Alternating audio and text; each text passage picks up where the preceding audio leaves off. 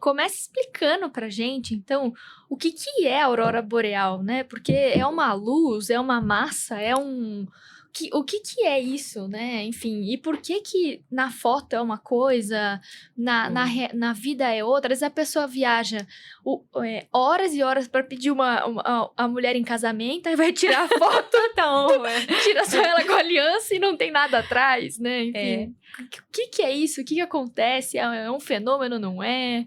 A aurora, ela é um fenômeno. O que que acontece?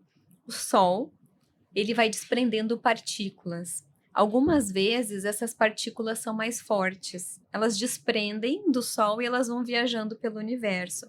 E aí, gente, quem é físico, me perdoa, porque a minha explicação vai ter algum errinho técnico ou outro, mas basicamente é isso, tá? O Sol vai desprendendo essas partículas, elas vão viajando pelo universo. Algumas vêm em direção à Terra, e quando elas encontram os polos magnéticos, isso é uma informação legal, Polo Norte ou Polo Sul, tá? A gente fala muito da aurora boreal, mas tem a aurora austral também, né? Então, quando essas partículas entram no nosso polo magnético, elas encontram, se aproximam do nosso polo magnético, elas entram por ali no nosso planeta.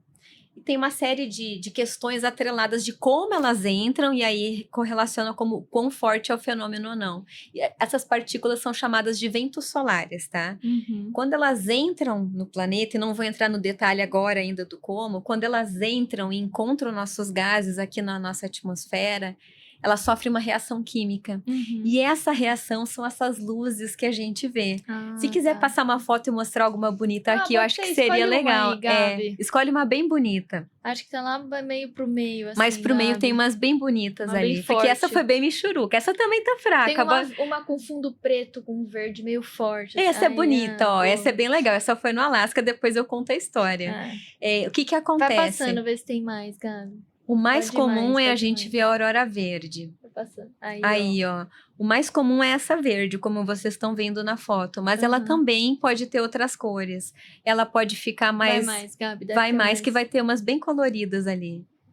Vai indo. Pode ir indo mais. Daqui a pouco vai começar umas bonitas. Aí, ela pode adquirir... Vai indo um pouquinho mais. A gente vai voltar todas essas A fotos gente pra vai vocês. voltar tudo isso. Peraí, galera. Ela pode adquirir um tom mais aqui, tu pode ver mais arroxeado, barra azulado. Eu nunca vi o azul na minha vida. É mesmo? Nunca vi o azul na minha vida. É muito difícil tu enxergar o azul, tu enxerga o arroxeado. Muitas pessoas que moram lá e que tem caçadores que eu já conversei, profissionais que moram no lugar e que ainda não viram azul. Caramba. E ela adquire também um tom de vermelho mais arroseado. Esse eu já vi bastante, mas o mais comum é o tom de verde. Entendi. Vai mais um pouco, Gabi, vê se tem uma que era bem... Olha essa daí, essa é linda. E aí, o que acontece, Cá? A forma como isso entra... Aliás, acho que tem uma coisa antes. Quando essas partículas saem do Sol, podem sair partículas mais fracas ou mais fortes. Quando saem partículas maiores, mais fortes, o Sol despende uns pedaços maiores, o fenômeno tende, não quer dizer que ele tende a ser maior, porque tem mais partículas viajando e com mais intensidade. Isso se chama de tempestade solar, quando está muito forte. Quem trabalha com drones, por exemplo, cuida muito isso. Na aviação, o pessoal olha, que são os chamados KPs. Então, quando tu tá na zona de aurora, com KP1 tu já vê uma aurora, um KP2 também, mas tem vezes que dá um KP5. Eu peguei um KP 8 para 9. Caramba. Eu peguei um fenômeno surreal na vida, é muito raro. Mais uma, Gabi, vê se tem mais aí. Então acho que Olha essa. Essa é linda. Aí, ó, essa foi em cima da cabeça, olhando para o alto, assim. Então acho que uma questão importante é o quão forte o Sol está despendendo as partículas, mas às vezes essas partículas podem sair, digamos, partículas enormes, mas elas não entram bem na Terra. Quando elas chegam no nosso campo magnético, a entrada delas não acontece tão bem. E já me aconteceu isso, tá um KP5 e eu tô lá com o carro parado dizendo, vai dar a aurora mais linda da minha vida. E o céu parado, é de noite, só vê esse fenômeno de noite. Entendi. A aurora boreal, tu enxerga ela nas regiões próximas mais ao norte, mais voltadas para o Polo Norte. Então, principalmente, a zona ali mesmo, ela vai pegar na região, pega o Alasca lá nos Estados Unidos, pega o norte do Canadá, vai pegar a Islândia, pega uma parte mais para o norte da Noruega. Tromsø é um lugar muito comum onde as pessoas vão caçar aurora. Norte da Suécia, Kiruna, e o norte da Finlândia. E o norte da Rússia também. E esse fenômeno também acontece no sul. Só que o que acontece? A aurora austral, ela é muito difícil de ver por causa de onde tem as formações de terra mesmo no nosso globo. Então, tu consegue ver na Nova Zelândia, por exemplo, mas tu vê ela mais avermelhada e longe. Tu não vê ela em cima da cabeça, assim. Entendi. Por causa da localização de terras, né? Um ponto importante, precisa estar escuro. Então, principalmente para o norte, norte do globo, né? Isso acontece a partir de a partir de outubro até o início de abril. De abril em diante, que são os meses do verão para eles, não é possível visualizar o fenômeno. É praticamente impossível. Tem lugares que eles chegam a ter 24 horas de dia. Fui para um lugar na Rússia, no norte da Rússia, que eu peguei 24 horas de escuridão. Mas o oposto no verão também é verdadeiro, então tu não consegue ver a aurora. Entendi. E é justamente o que? É comprimento de onda, por isso que a gente não consegue captar tão bem por conta de câmera ou ver melhor?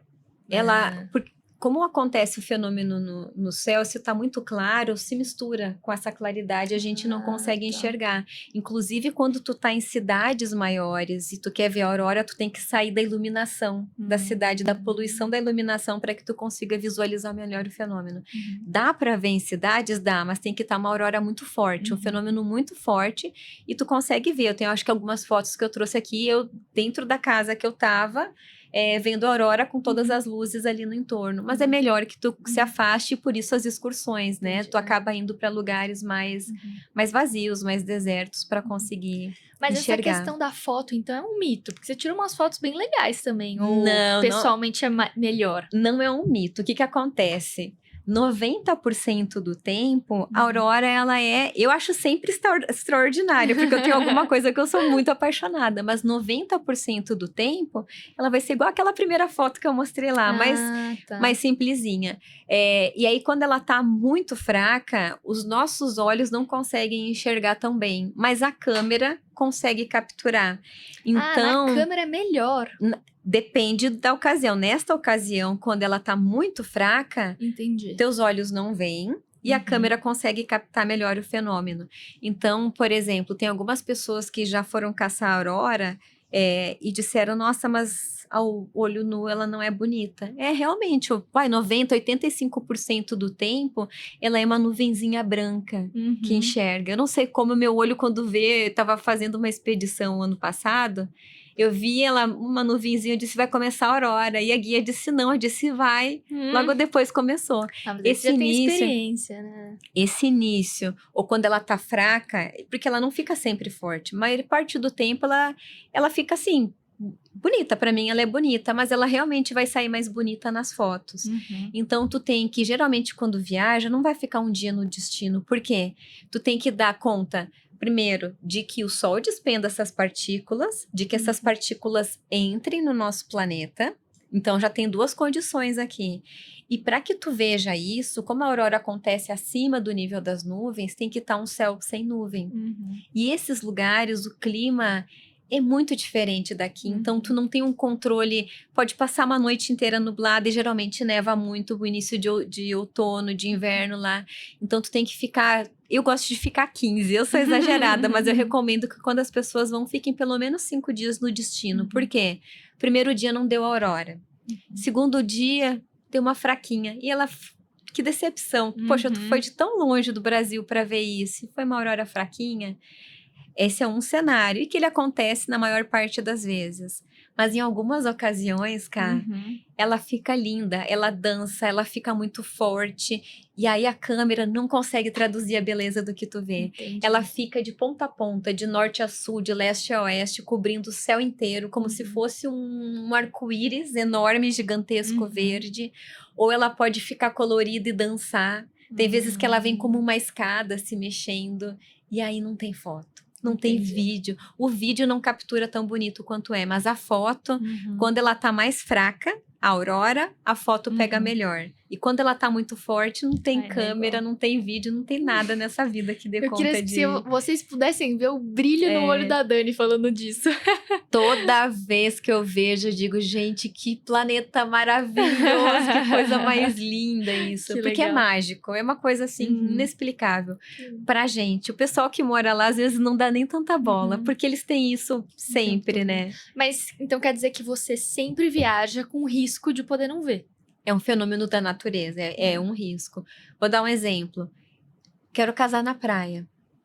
Tu tem garantia de que vai ter sol naquele dia? Tu tem uma Ou que não vai probabilidade chover. de que não vai chover. Ah, tem previsão de aurora? Tem, mas a expectativa da previsão, ela muda muito. Tem uns aplicativos que o pessoal usa, eles não são fidedignos, assim como nada. A previsão de tempo nesses lugares, ela muda constantemente. Uhum. E ela pode estar muito nublado aqui, dali a 1 quilômetro tá aberto. Uhum. Então, é algo muito, muito difícil de tu conseguir prever com uma certa precisão. Quanto mais perto, mais provável. Mas já teve vezes que tinha uma previsão ótima, eu estava embaixo esperando e não aconteceu nada, assim como vezes que estava KP 0,33, que é uma miséria, tu diz, perdi o Uhum. dinheiro da passagem. E ela dançando na tua frente, Nossa. linda. Uhum. Então, eu acho que tem que ter um tempo para te ficar nesses lugares. É uma Uhum. coisa, acho que é o primeiro passo, assim, se organizar para ficar mais tempo, Uhum. para aumentar a tua probabilidade de ver o fenômeno. Se tu Uhum. ficar 5 dias, eu acho muito provável que vá ver. Que Uhum. vá ver uma linda? Não sei. Uhum. Eu já fiz vezes de viajar e naquele ano não ver a aurora mais bonita da minha vida e tá Uhum. tudo bem, né? E detalhe, não é só ir para esses lugares, é ir nas épocas certas e que tem as probabilidades certas Na de região acontecer. certa, na época certa. Tem período que chove mais e chove menos, então Uhum. tem também essa questão. E outra, por que falar caçar? Acho que é uma curiosidade muito Uhum. boa, né? Eu posso estar aqui, tem vários iglus, acho que todo mundo já viu, ou grande parte das pessoas já viram propaganda daqueles iglus transparentes que tu pode Uhum. ver a aurora. Às vezes ali nublou e eu tenho que pegar um carro e sair caçando um lugar que não tenha nuvens. Às vezes tu viaja 100, 150, eu já rodei 200 quilômetros Nossa. para achar um espaço onde não tenha nuvens e tem que dar conta do fenômeno tá acontecendo naquele minuto, porque não fica a noite inteira. Uhum. Ela vem e volta. Às vezes ela fica 15 minutos e ela desaparece por 1 hora. Aí ela Uhum. volta. Às vezes fica a noite inteira. É. E essa é a mágica para mim dela. Tu não sabe o que vai acontecer.